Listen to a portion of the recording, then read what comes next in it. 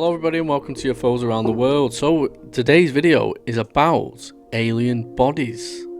So potentially world-altering new images have been brought to Ross Coulthart and his team. In this episode of Reality Check, Coulthart sits down with Chad Robichaud, a United States Marine Corps veteran and host of The Resilient Show, as well as TAD Recovery CEO TW Mock. The two tell Coulthart 400-year-old skeletal remains of aliens have been found underneath a church in Mexico. They say this was the site of a UAP crash and the church was built over the crash. Wow, so we're going to dive straight into that. So let's go straight look to this. So let's get straight to it. Let's see what these alien bodies look like. So TW, talk me through. I mean, you actually were on the ground personally, weren't you? Which I find incredibly exciting. And I envy you, Chad, that you're going to be getting there on the ground to actually see this for yourself in some future occasion. I want to know what it was like. I mean, what was that moment like when you first describe it to me? Take me through the first moment you saw what you believe are alien remains. It's interesting. I'll back this up a little bit because this is I returned home.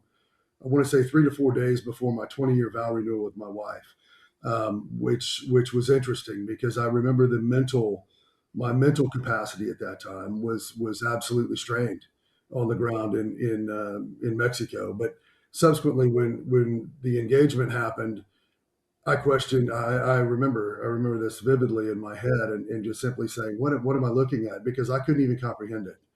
It was one of these things where I'm a realist at the end of the day, and I was trying to make sense of what I was seeing, and I didn't believe that this asset could be in this particular location, and why haven't they until now? Why haven't they?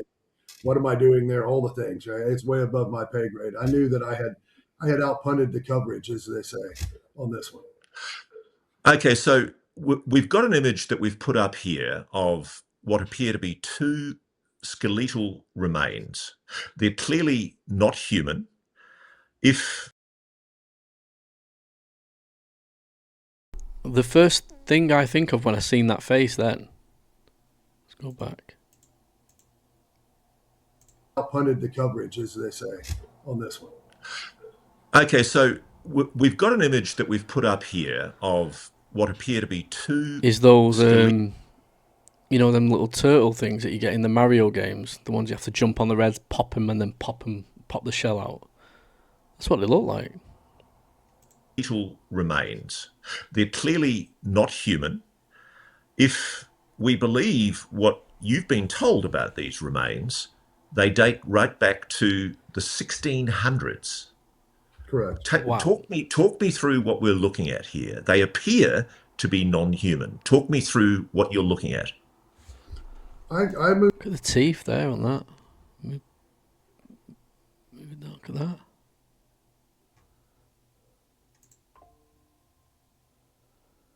It does look like one of those characters off Mario, like I keep saying. Yeah, it's definitely not human, whatever it is. I'll move back to the original carving stone. That was one of the first. And that must be where they've dug it up. So it's a church in Mexico. They've dug under it. And a lot of churches are built over old churches.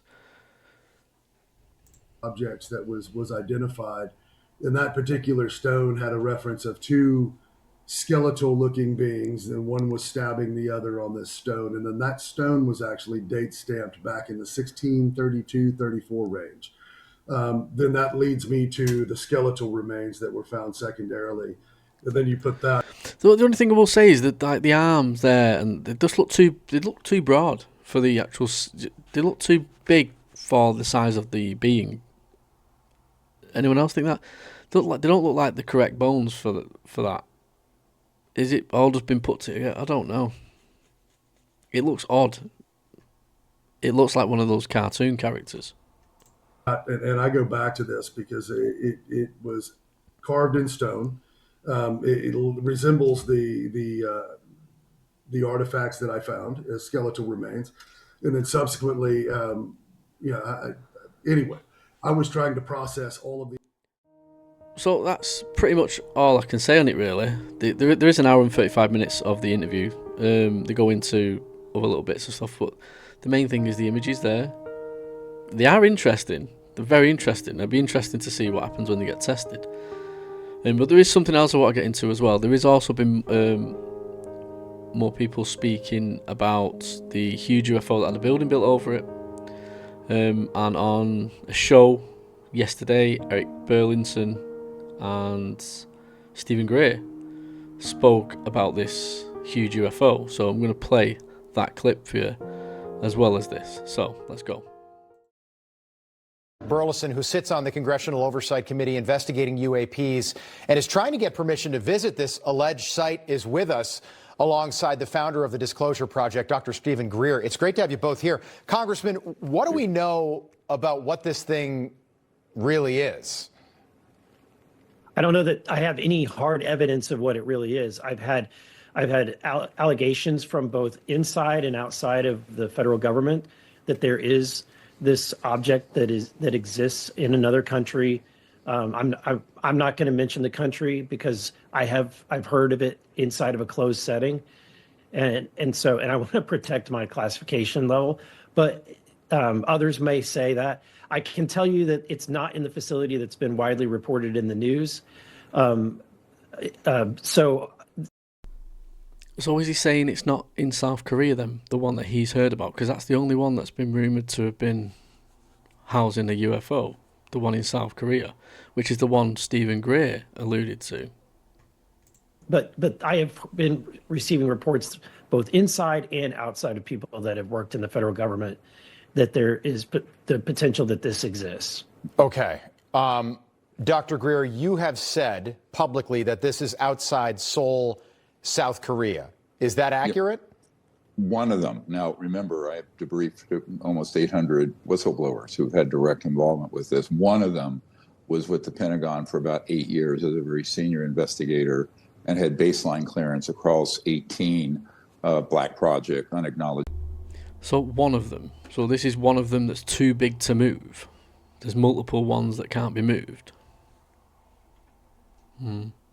Special access projects. He specifically knew of the one in the mountains outside Seoul, South Korea. It was so huge they had to build a structure around it, and he was read into this in between 2002 and 2010. Okay. So it had been there for some time. Now, I also know there are others that have been brought down in other locations, and if they're over a certain size, they're very, very hard to move. Imagine if they're bigger than a football field, and you're not going to put that on a semi, so it becomes logistically impossible to move it.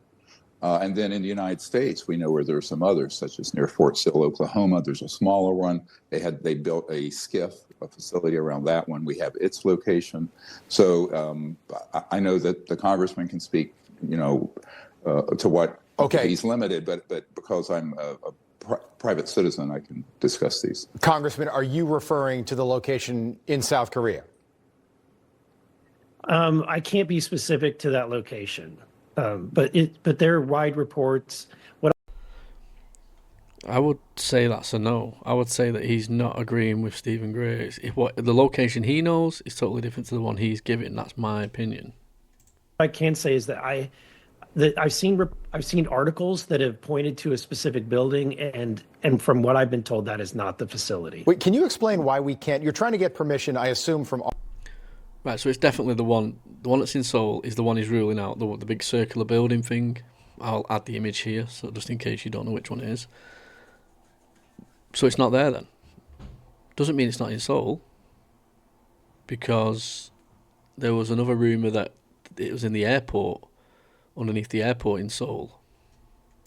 Our government and another government or somebody with another country to go visit whatever this thing is. Maybe it's a spaceship, maybe it's nothing. Why can't we talk about where it is? I don't get that.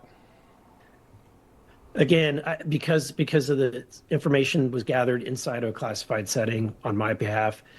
What I can tell you is I have been trying to get access to even locations that reportedly have craft that are being reverse engineered, that are even close to Washington, D.C., and I'm having a difficult time getting access to even those facilities that are just within a few miles from from my office in Washington, D.C. So to try to attempt to go to another country and Wow, so there's reverse engineered technology in Washington, D.C., just a couple of miles from his offices. So there'll be a lot of Reddit posts and stuff rumored, where will this be and stuff like that. get permission at that level is going to be somewhat insurmountable. But it doesn't mean that I'm not going to continue to try. It seems like the White House is, at least on some level, behind disclosure. We'll see where it goes throughout the next 3 years. Why is there so much resistance to your request, Congressman? A lot of it is turf. You have all of the different agencies that protect their information, and it's guarded like it's some kind of commodity. You have committees that protect their turf as well. So if you're not on the right committee, then oftentimes you're turned down, and sometimes there's multiple committees that have jurisdiction over a topic, and they love turning each other down. So the very nature and the difficulty of the red tape system within the bureaucracy of Congress is something that's very difficult to navigate. Dr. Greer, why can't this thing be moved? We can move mountains as a society. Why can't we move this thing? Well, it was my understanding it was way too large to move. And remember, how large? Can you just any idea how large? Hundreds of feet, and some of them have been into thousands of feet across. And are we talking about a spaceship? Yes, definitely. In this case, the one I'm referring to, and there's some others. And the other problem is you can't just chop them up, because I know people who have been on crash retrieval teams with an acetylene torch, a high-powered laser, a diamond tip saw. You cannot cut through that material. It is so specialized and it's so hard. How long has it been here, Dr. Greer? Sorry to cut you off. How long has it been here? Do we have any idea? He didn't know that, this particular whistleblower, so I don't know it. He indicated it had been there for quite some time.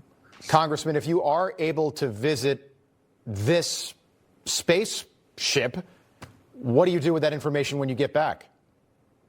Well, look, if I come under any hard evidence, whether it's physical or video evidence that is absolutely definitive, while I'm going to do what I can to protect our national security and our nation's interest, I will not hold back on telling the American people that we are.